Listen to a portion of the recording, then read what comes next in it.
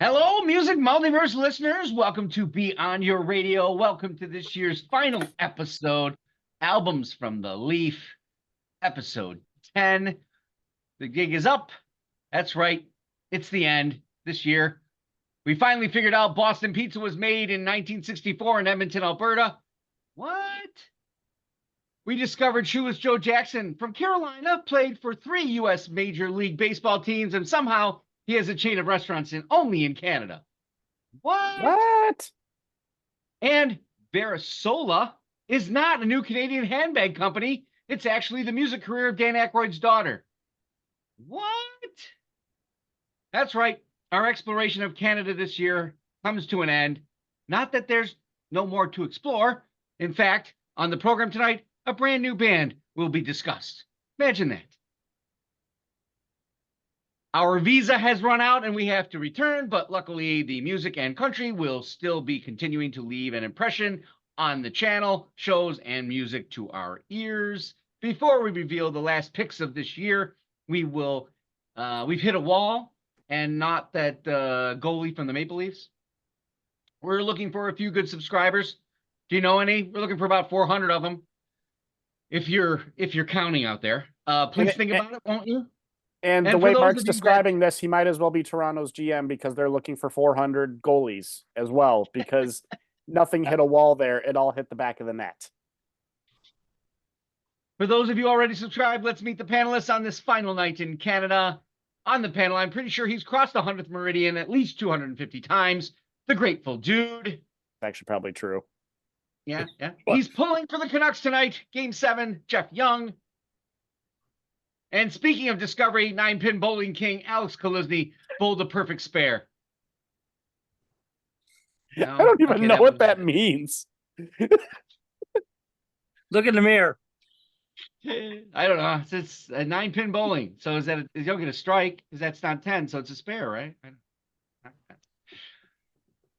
Okay, so who wants to start us off? Who's going to go first? Oh, by the way, it's men's night, so let's end this proud. I'll go first. All right. Grateful Dude, what do you got?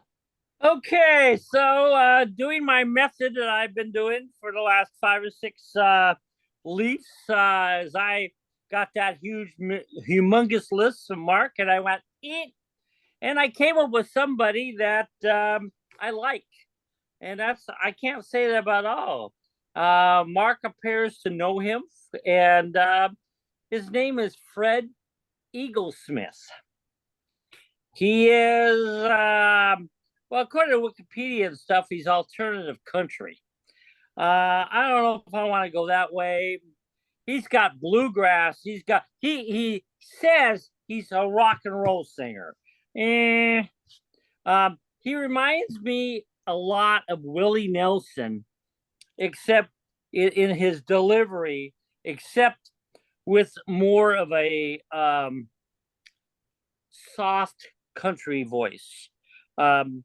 He obviously writes most of his material because it's all freaking strange.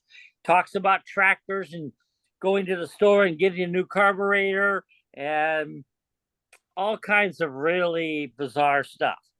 Unfortunately, I liked it. I mean, I liked all of it. I listened to 21 songs on this live album. The album was named, I think it's Alive. Alive. With his singing partner and wife, Tiff Jin. The man has got over 22 albums to his credit. He still, to this day, tours.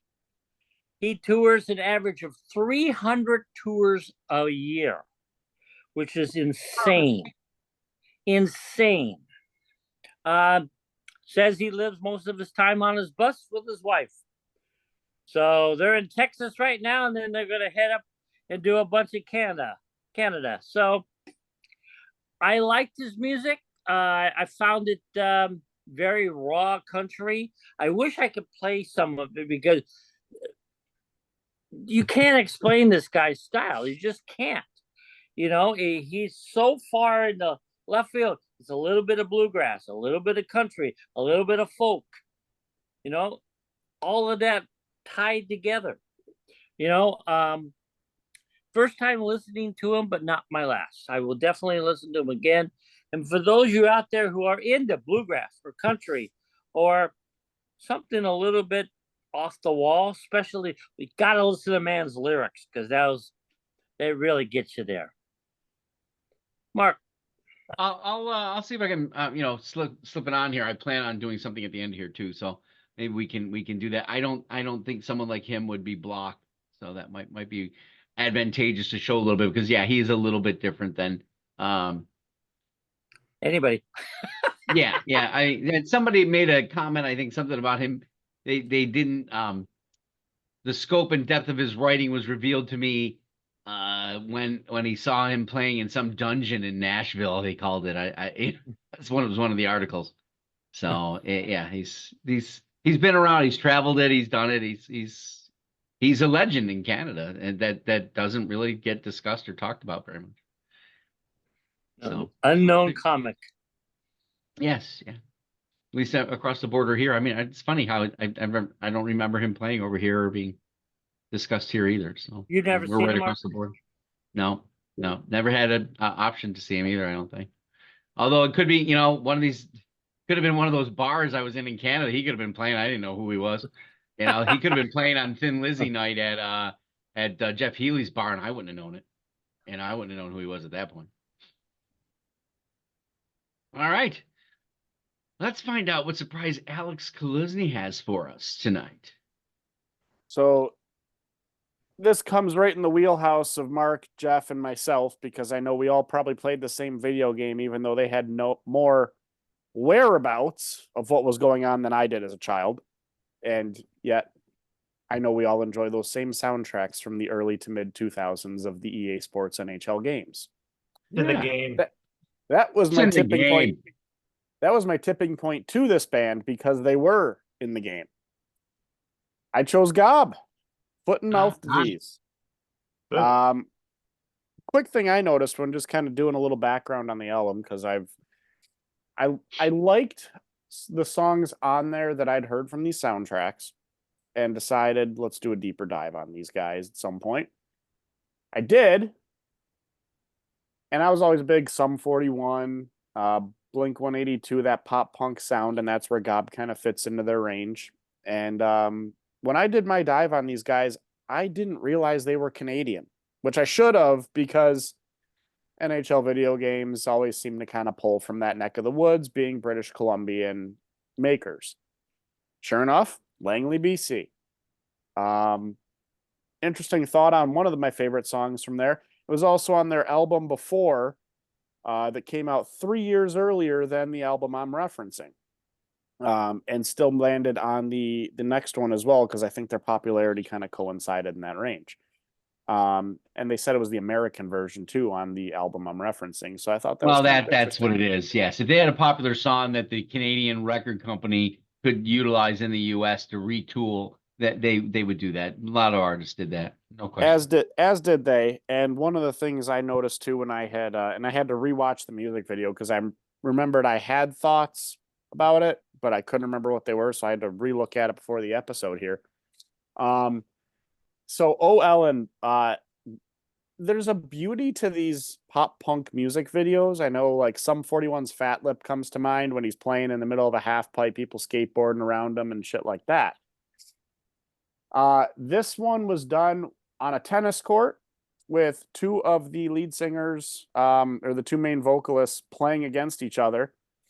And when they would start arguing with each other, or he would argue with the umpire, they were singing the lyrics to the song. But they were just making it look like an argument while lip singing these, I would assume. And just tons of weird shit going on that made no sense, but was just comedic humor at that point to fill in with it all. But I was really this was one of those albums that fit me because there was no ballady type song. This was an up tempo, great riffs. It was catchy. It hooked you. Just an overall great Canadian pop punk album from that standpoint, and one that I've been enjoying now knowing that it comes from the other side of the border. And I think that also kind of makes me a little bit more biased to it because I really enjoy it. And I always like the Canadian style of things, hence why I've always loved this variation of Beyond Your Radio in the show. So, yeah, my album is Foot and Mouth Disease by Gob. How many albums do they have? I actually got the discography pulled up right here too. About 4 or 5, maybe. So the first one was in 95. 1, 2, 3, 4, 5, 6. Their most recent was 2014. Oh, And Apartment 13. Yeah. this and The World According to Gob were the only two that ever charted in the US at 132 and 194.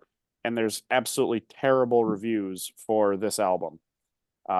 2 and 2.5 stars, which stuns me because I think it's got to be in your wheelhouse. And it's not going to be a masterpiece of any sort. So, Yeah, 2003 is a tough one in that range. I don't know.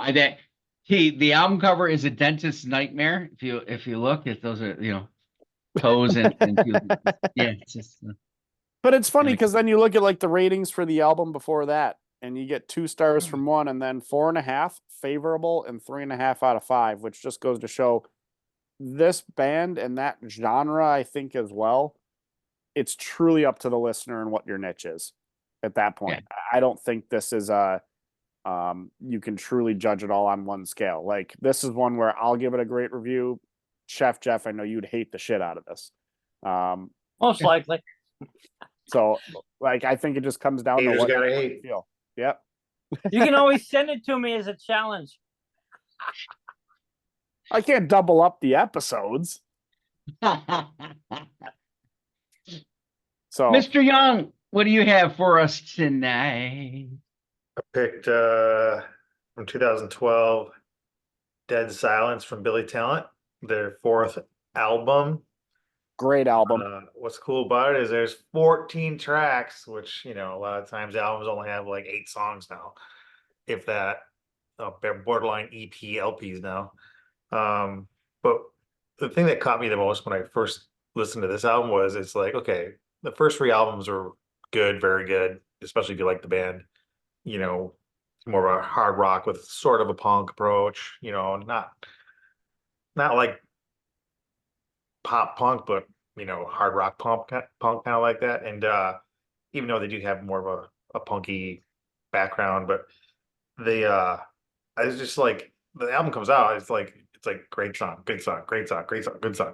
It's like they just like they did it again. And it's like you think you have a favorite album, then they come out with another one. It's even just as good. I feel like if you like this band, you probably love this album, or if you love this band, you probably like this album. It's just there's so many good songs that a variety. Like they do have like quote unquote maybe type that would be more a softer, not quite a ballad because it doesn't really fit their style, but in that same vein, it's just really good, man. It's a good album. It rocks. It's got some clever lyrics and it's just really good. But so yeah, I mean, like I said, if you like Billy Talent, you'll probably love this album. And if you love Billy Talent, you already know about it. Yeah, I was trying to. I think this was the last record that I really liked. I think it fell off a little bit after that for me. Afraid of Heights and Crisis of Faith were, yeah. Well, I mean, this is Afraid of Heights was okay still. It's Canada's Green Day, if you really want to put it in context. Although a much harder band. They like to swing the axe pretty good. Make that sonic sound where Billy Talent kind of stays in the punk realm, pop feel sometimes. But yeah, those 4, was it 1, 2, and 3, and then this? Good guitars. They got some good hooks. Yeah, you're right. And this was the fun following 1, 2, and 3. Yeah, so I mean that they've always, like you said, they're just one after the other, all in the wheelhouse, and a great band to go see live. They are also, by the way, really hard to see live because I've had the opportunity in Buffalo and it sells out friggin' fast and they don't publicize that they're coming. So you don't even have an ability to buy tickets by the time you find out it's already gone. And And another group that's one of the distinctive rock voices vocally. If he sings, you either know it's Billy Talent or you know he's singing on a track and that's the guy from Billy Talent. Yeah. And his name isn't Billy. As we've already discussed once on this channel. So if you need that, you can go back and look at, that's your band name. It's an odd band name, that's for sure. I saw them once on their own, and I saw them once open up for Rise Against. That's a great I was lineup. with you for the one where the just them, right? Yeah. All right, so I couldn't help myself. On this last episode of the year, I thought I'd serve up some hot garbage. That is the name of the band. Let these Toronto new psychedelic wavy rockers distort your modern musical perception. Black Angel your ass. That's what they're going to do. You don't know the Black Angels? Look them up. Great psychedelic rock band. And deeply spiral your Suspiria with their latest album called Precious Dream. Came out back in January of this year. Completely missed it. The band is Juliana, Alex, Dylan, and Mark. Juliana does bass and vocals, Alex does guitar and vocals, and Gamble does the keyboard and vocals, and the drummer stays, Mark just does the drums. They have this with these three vocalists, this psych harmony you'll really get into. They have this come follow me into my weird house of worship, a place where you think Morrison might hang out from time to time when either alive or dead, not quite sure which. The psych harmonies and 70s guitar hits and drags along with that haunting keyboard. It's mesmerizing, and it definitely reaches a feedback fever and a sonic pitch that could summon something earworm worthy. And that's exactly how we're going to go out tonight.